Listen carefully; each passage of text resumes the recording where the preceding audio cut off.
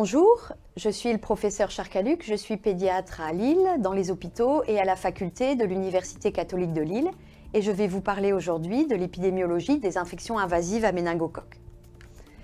Les méningocoques sont des bactéries encapsulées dont le lieu naturel d'habitat est le pharynx.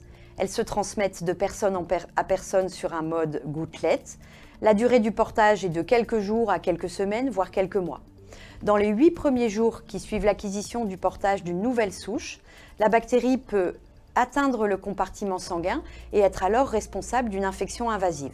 Cette infection invasive, à la base, c'est une bactériémie qui peut évoluer vers une méningite ou vers une septicémie dont une forme particulière est le purpura fulminans.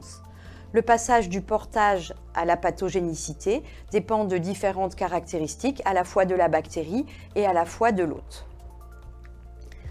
On voit ici la fréquence des infections invasives à méningocoques au fil du temps, depuis 2017 jusqu'à 2021. On peut regarder la ligne du total.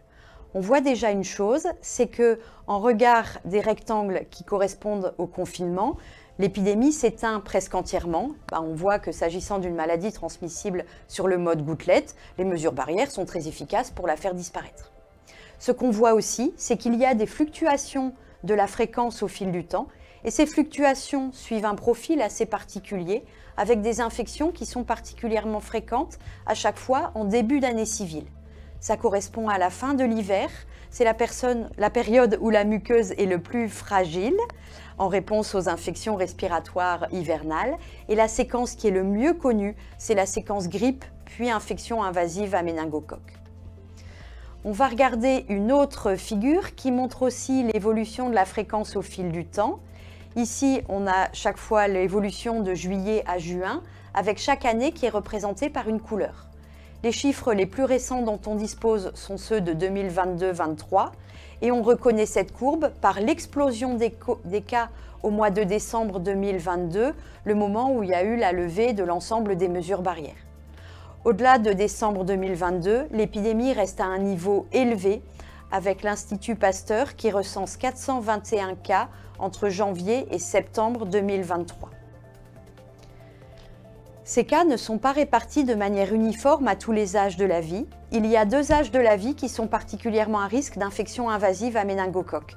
D'abord, la première année, le petit nourrisson, qui présente des particularités de son système immunitaire qui le rendent particulièrement vulnérable aux infections invasives à bactéries encapsulées.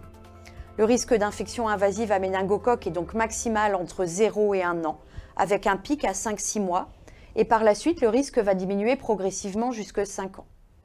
La deuxième période à risque, c'est celle de l'adolescence, ou l'adolescence un petit peu tardive, avec, vous voyez, des cas qui deviennent beaucoup plus élevés à partir de 16-17 ans jusqu'à 25 ans. Là, il ne s'agit pas du tout de particularités immunologiques, il s'agit de particularités de style de vie, avec des contacts sociaux nombreux et rapprochés. Il existe plusieurs sérogroupes de méningocoques, A, B, C, W et Y. Le A n'est pratiquement pas présent en France et on a de manière très prédominante du sérogroupe B, c'est vrai sur quasiment toutes les années. De manière notable, on voit ici en rouge le sérogroupe C, qui disparaît quasiment à partir de 2021, et ça c'est le résultat de l'obligation vaccinale pour les enfants nés à partir de janvier 2018. Et on voit aussi progressivement émerger 2 autres sérogroupes qui sont W et Y.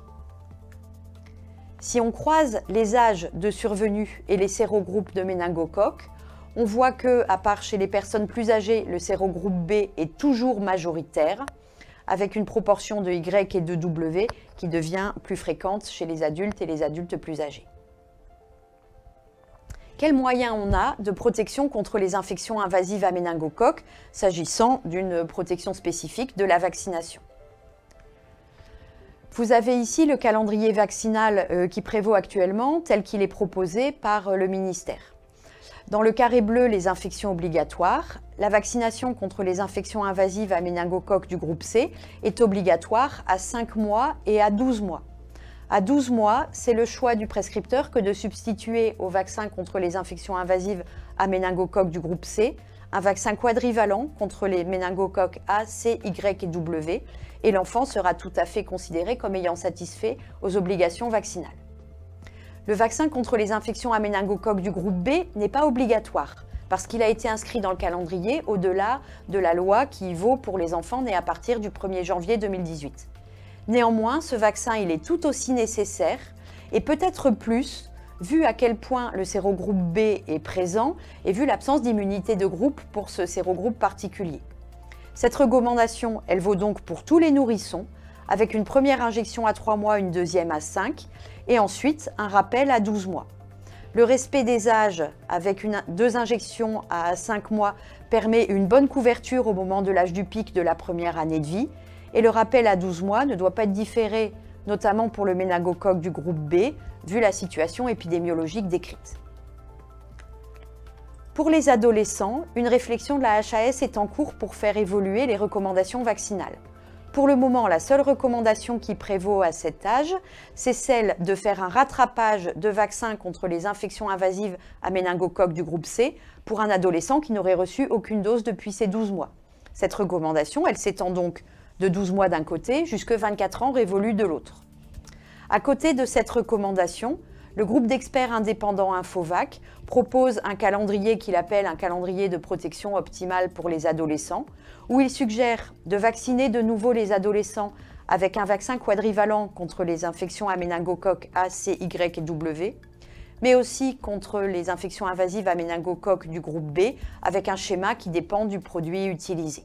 J'espère dans cette présentation que j'ai pu vous convaincre du fardeau que représentent encore les infections invasives à méningocoque et de la nécessité de protéger nos patients aux 2 âges particulièrement vulnérables de la vie, la première année sans retard et l'adolescent. Je vous remercie.